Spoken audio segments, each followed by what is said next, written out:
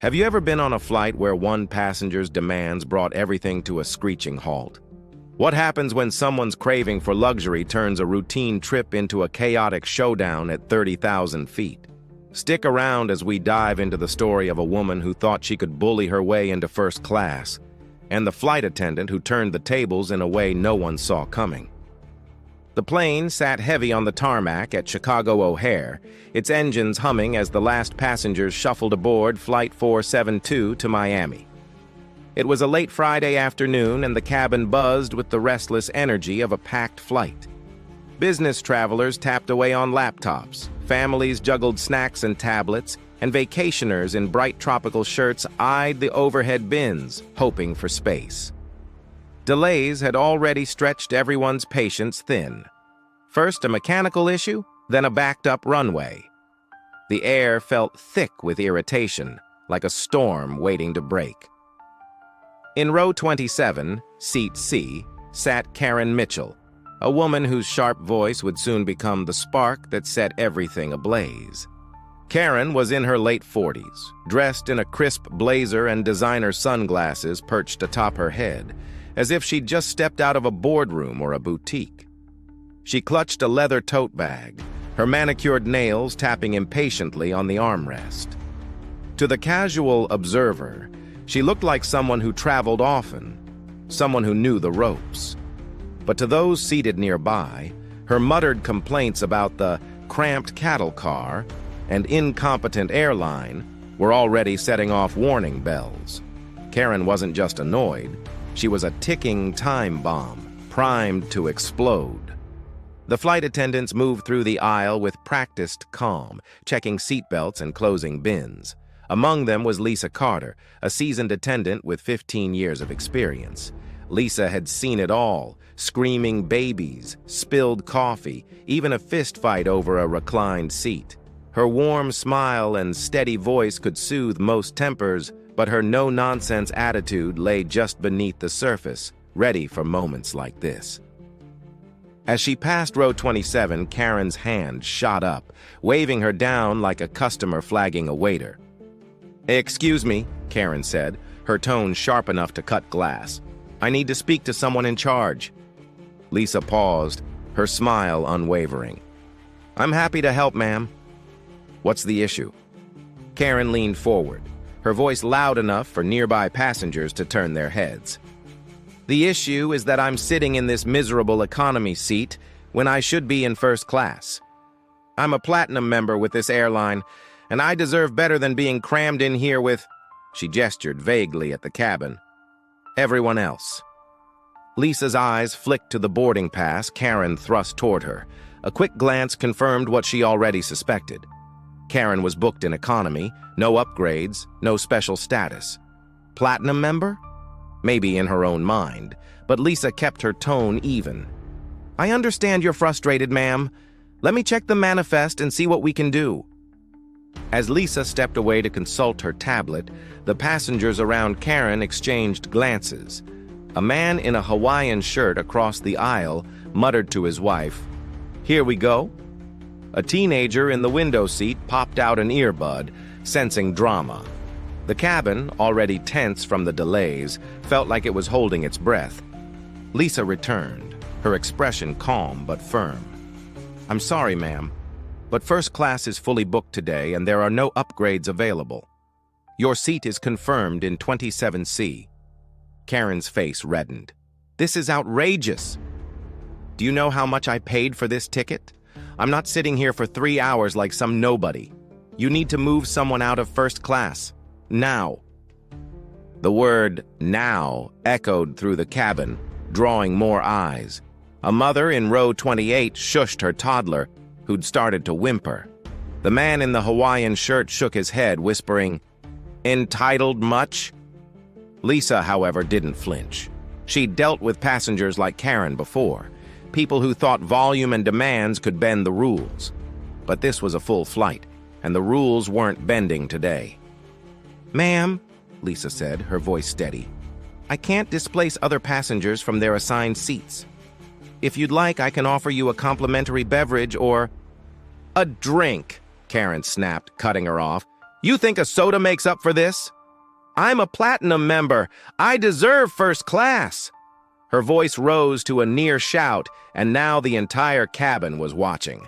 A businessman in row 25 lowered his laptop, craning his neck. The teenager in the window seat started filming with her phone, a smirk on her face. Lisa took a deep breath, her training kicking in. She knew the playbook: stay calm, de-escalate, keep the flight moving. But Karen wasn't slowing down. She unbuckled her seatbelt and stood, pointing a finger at Lisa. You're going to fix this, or I'm not sitting down.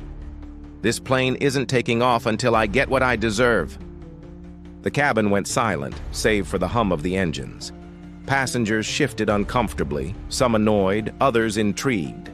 The mother in row 28 whispered to her husband, "Is she serious?"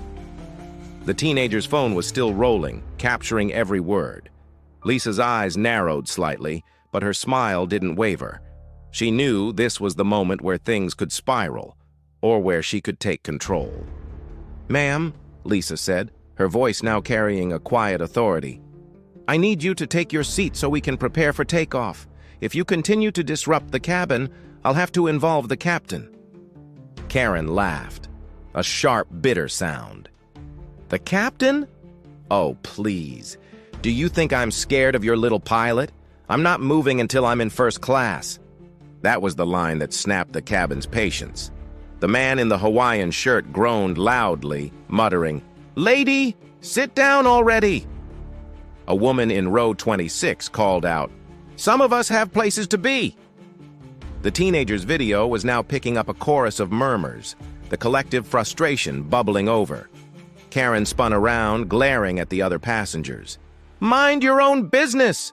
she barked, which only made the murmurs louder. Lisa raised a hand, signaling for calm, though her eyes stayed locked on Karen. "Ma'am, you're holding up the flight for everyone. If you don't take your seat, I'll have no choice but to have you removed from the aircraft."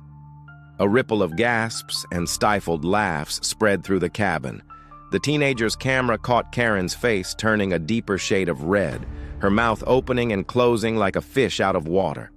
The man in the Hawaiian shirt clapped softly, earning a glare from Karen but a nod of approval from the woman in row 26. Lisa stood her ground, her expression neutral but her posture unyielding. She wasn't just a flight attendant, she was the gatekeeper of this flight, and Karen was learning that the hard way. For a moment, it seemed like Karen might double down. She clutched her tote bag, her knuckles white, and glared at Lisa as if sheer willpower could change the seating chart. But the weight of the cabin's attention, the murmurs, the stares, the teenager's phone, started to sink in. Karen wasn't just fighting Lisa. She was fighting a plane load of people who wanted to get to Miami. And she was losing. "Fine," Karen spat, dropping back into her seat with a thud. "But this isn't over. I'm filing a complaint as soon as we land." Lisa nodded, unfazed. "You're welcome to do that, ma'am. Now please fasten your seatbelt."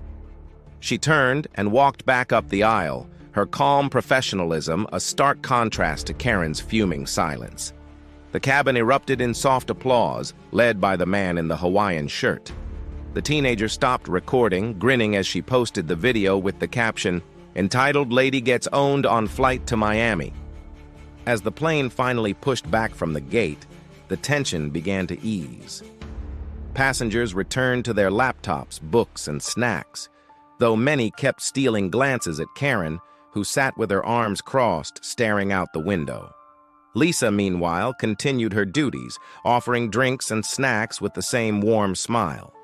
But those who'd witnessed the showdown knew she was more than just a flight attendant. She was a master of handling chaos with grace. The flight wasn't without further ripples. About an hour in, Karen flagged down another attendant, a younger woman named Sarah, and demanded a glass of champagne. "Since you people couldn't get me into first class." Sarah, clearly briefed by Lisa, politely explained that champagne was only available in first class, but offered Karen a complimentary wine. Karen scoffed, but accepted the drink, muttering under her breath about terrible service. The passengers nearby exchanged knowing looks, but no one engaged. The storm had passed, at least for now. Midway through the flight, Karen made another attempt to assert herself. She pressed the call button and, when Sarah appeared, demanded to speak to the captain directly. Sarah hesitated, glancing toward the front of the plane, but Lisa, overhearing from a few rows away, stepped in smoothly. "Ma'am, the captain is busy flying the plane," Lisa said, her tone as polite as ever but laced with steel. "If you have a concern, I'm happy to address it, or we can arrange for customer service to assist you after landing." Karen's eyes flashed with defiance, but the weight of her earlier defeat seemed to hold her back. "This airline is a disgrace," she muttered, loud enough for nearby passengers to hear. The teenager in the window seat stifled a laugh, and the man in the Hawaiian shirt shook his head again, this time whispering to his wife, "She's not giving up, is she?" The cabin's mood had shifted, though. Karen's complaints were now more of a sideshow than a crisis, and most passengers ignored her, eager to move on.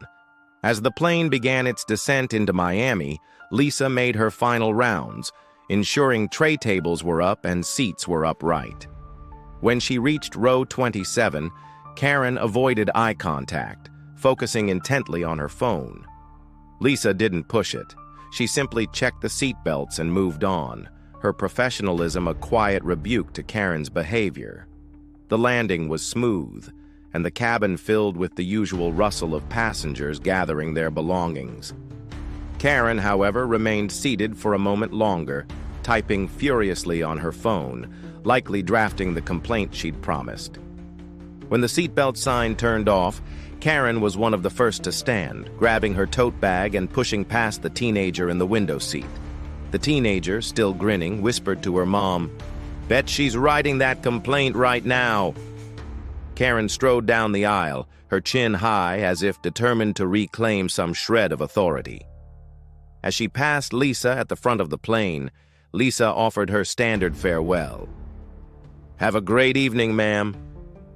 Karen didn't respond, disappearing into the jetway with a huff. The story of Karen's meltdown spread like wildfire, thanks to the teenager's video, which exploded online with tens of thousands of views within hours.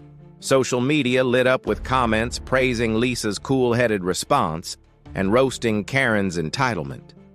"Flight attendants are the real MVPs," one user wrote. Another commented, "Platinum member? More like platinum ego." The video even caught the attention of a local news outlet in Miami, which ran a short segment on air rage incidents, featuring a clip of the confrontation with Karen's face blurred. Back at the airport, Lisa and the crew debriefed in the lounge, sharing a quiet laugh over the incident. Sarah, the younger attendant, shook her head in disbelief. "How do you stay so calm?" she asked Lisa. With a shrug, Lisa replied, "You get used to it. People like her think they're the main character, but they're just one story on a plane full of them."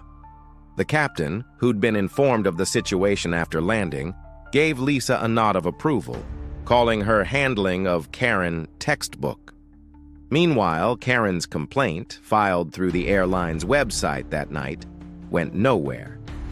The airline's customer service team, well-versed in handling such cases, responded with a standard apology and a small voucher for future travel. Hardly the vindication Karen had likely hoped for.